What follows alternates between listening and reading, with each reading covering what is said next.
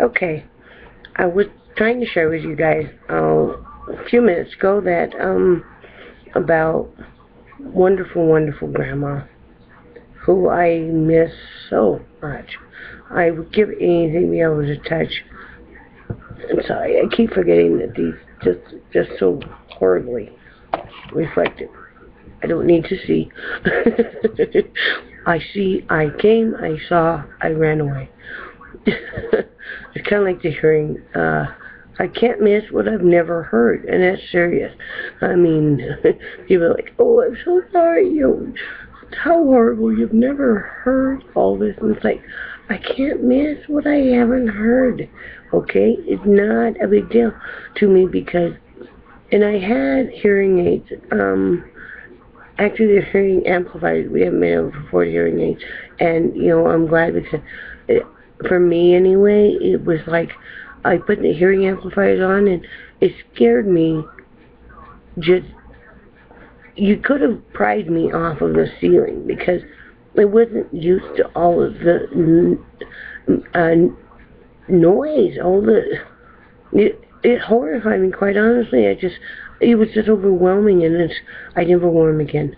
Never wore them again. I think they lasted 10 minutes.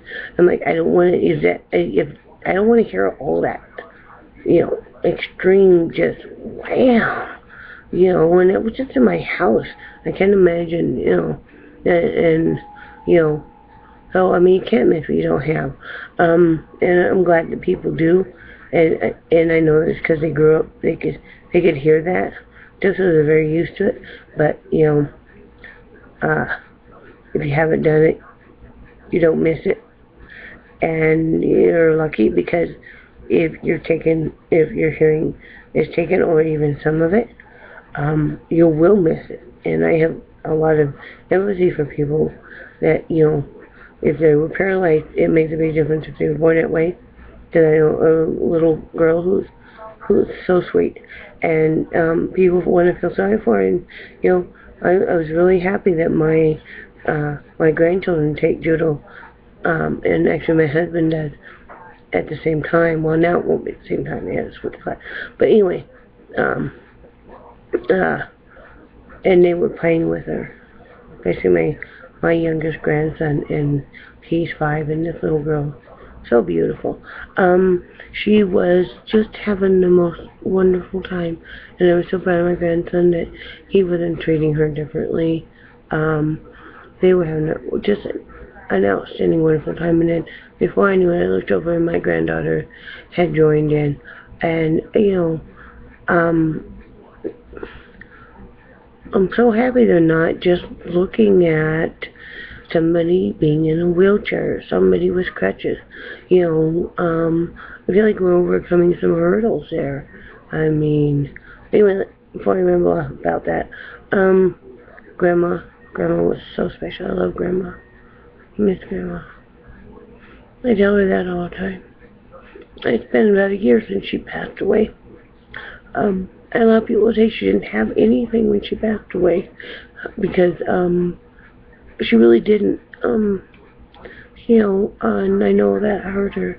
And it wasn't the material things that she wasn't given a choice, and a lot of the things were like precious mementos and stuff. She was moved up here by a family member on from my husband that even stated when she was dying in her hospital room, well, I decided we'd taken care of her for 10 years. Now it was you guys' turn. You know how displaced she felt? I mean, I just wanted to take him by the neck and just throttle him. I mean, she was so lonely. How dare you? She didn't understand it. All of a sudden, she's in this new place, and yeah, she was very glad to be up here. And that was because she loved my husband to death, and rightfully so. That's probably we clicked so well because, we both just loved him, and he was actually not, if you want to get technical, not of her blood, because his father adopted him, and it was, But she didn't care. She told me from the first time she saw him when he was 4 years old, it was just a picture, and she was so excited. It was her first grandson, and you never wanted to go across her and tell her differently. And then she would always tell, and I never got tired of hearing it, this wonderful story about when she first met my husband. He was 4, and he had never seen snow. My husband is from Hawaii, and he came over here, and he was just overjoyed. Snow, 4-year-old child. And he went out there and played, and he didn't understand why his hands were so cold. So he came in, and he said, Grandma, my hands are so cold. And she said, she just took his little hands in hers, and he held his hands, and warmed them. And that was just such a wonderful moment for them. And I mean, she loved my husband. And people got jealous. They didn't understand the connection because she didn't have as deep of a connection with anybody else, I guess, in the family she did, my husband. And people were quite resentful of that because he wasn't, he wasn't of blood. I hate that. They've done the same thing to my children. With my husband adopted my daughters, because I was in a very abusive marriage for 5 years, and then I always tell people that with the marriage proposal came him wanting to adopt them, and I always have told them that we've never hidden it, and I've always told them they're very lucky because he knew what they were like, and he wanted to adopt them. So, because anytime they would get mad and stuff, and they'd start, well, he's not my real father. Oh, yes, he is. Anybody can be a father. He is your dad, and he has been here through thick and thin. So, you're not going to disrespect him for that. Even if you don't decide that you like him or whatever, but he chose to adopt you. That's pretty effing special.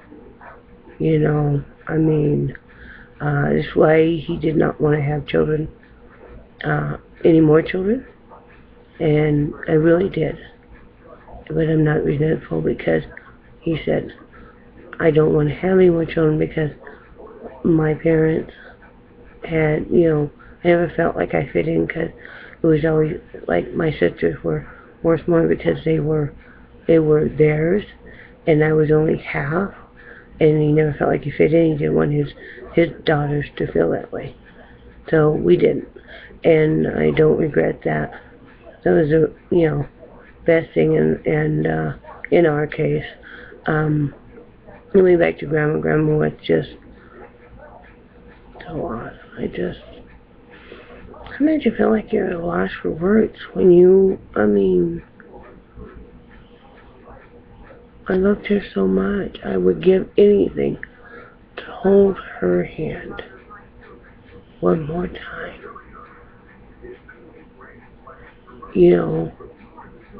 But she needed to exit last August 22nd. And she kept telling us how lonely she was, and and we would go out there a lot, and it was never a have to, it was a want. And it's like she would only allow me to clip her nails and give her a manicure, and loved it when I'd rub lotion on her hands and feet. And I got so much joy from doing that because it was just like she was so relaxed and happy. I would have done anything to make her happy. The moment I met her, right after we got married, the moment she walked in my house, it was just like I didn't have to worry anymore. It was like we just clicked. I can't explain it. I could walk in the room and she'd be in there, and we could sit there and hold hands and not speak. And I was just like, everything all my problems just vanished. It's just she just loved you. She just loved you. I mean, you didn't have to explain anything. You didn't have to try to be good enough. You were. You knew it. And I'm sorry that people in my husband's family were really highly pissed off about that, because she and I were so close. It wasn't anything I forced, anything she forced. It just happened. And, um, but anyway, Grandma passed away, and, actually she would be technically my granddaughter's great-great-grandmother. I did a drawing of that. It's, I called it, multi-generations, and it was when my husband, and I, and my granddaughter and grandson, when my daughter went down to Colorado to visit her when she was still living down there. And it was, it's all three of their hands, and my husband's hand, he's got really big hands, and it's underneath, and it's cupping Grandma's hand, and then there's Emma's hand, my granddaughter, touching all of them. And it was just a fluke. It was just, I was sitting in the room, and they did that, and I happened to be lucky enough to capture the picture, and then I kind of rolled from that into the drawing. And that's a drawing that Grandma always really cherished. We didn't give her the original because we knew that it would probably be taken. She didn't know any different. And but my husband needed that picture too, so we made a copy, and it turned out where she didn't know that it wasn't the original, and she always hung on to it. And we finally got that back. I had to really fight and kind of get tough about that after she died, because a family member took it because they liked it and they wanted to make copies of it, but they didn't ask my permission. And unless I give you my copyrights, I gave those to her, but I give them only to her, and it was non-express permission for it to be copied randomly. They don't know the story behind it. I did let him go ahead, and I just wanted to know who was getting copied. I didn't want just like people go, oh, well, that's a pretty picture. No, it meant a great deal. It meant a great deal to Grandma. It means a great deal to my husband. My husband has the original, and we plan on giving the picture that Grandma had to my granddaughter, because she was really heartbroken when Grandma passed away, because they had a really awesome connection, and she still misses this wonderful lady. And she still cries, and I always tell her back to her freckles, that she has so many, that those are angel kisses from Grandma. And she really loves it. Every time she finds a new one, she is like, Grandma just kissed me again. I'm like, that's right, baby.